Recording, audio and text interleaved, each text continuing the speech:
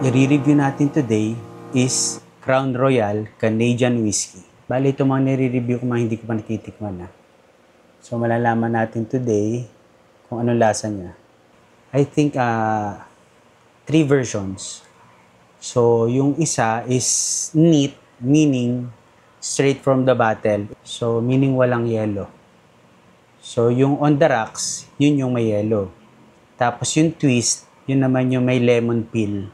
So, tingnan natin guys.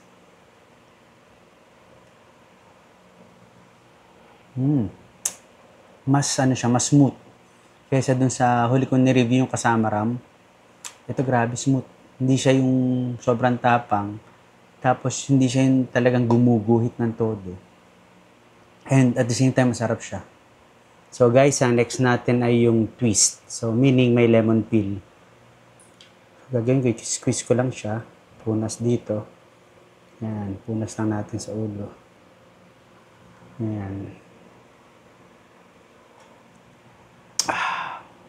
Medyo ibabad lang natin ng konti para mas lumasa siya dun sa ating whiskey. Pag kami ng concert nung time ni Jarud, nag-concert siya dito eh. So, alam mo parang pelikula. Alam mo yung The Hangover na movie.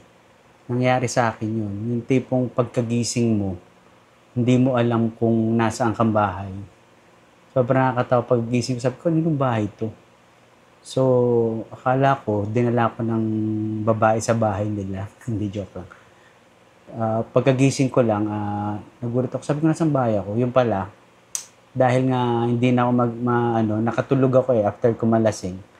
So, in-stretcher ata ako para may lagay sa van ng friend ko na sila yung sila yung nagsaset up sa lahat ng mga big concerts, events dito sa Pilipinas. So, libre kami.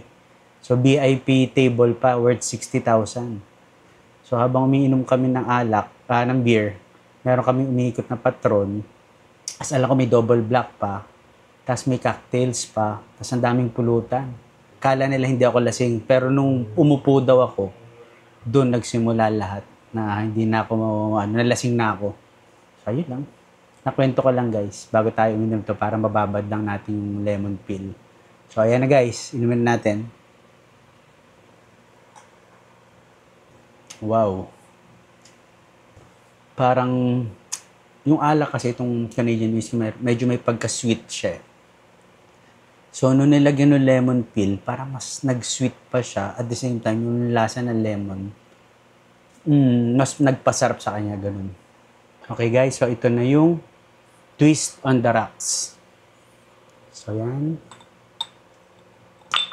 Okay, so ito na yung last natin guys. Kasi baka malasing na rin ako. Wala akong maisip na kalapit ng lasa. Siguro pwede yung mga mamahaling alak. Ito kasi ang smooth. Yan guys, pwede na to. Mas masarap siya ng may yelo. Mas less yung, syempre yung yelo na sa kanya eh. May lemon peel ka pa, yung tawag nilang twist on the rocks. So, mas masarap siya. Ang verdict ko dito sa Crown Royal Canadian Whiskey is 4.5 stars out of 5 stars. Actually, masarap siya sa cocktail. Buti na lang tinikman ko muna. Tsaka sayang naman kung cocktail agad. Unahin na natin habang hindi pa bukas. So, hanggang dito lang tayo guys. Bye!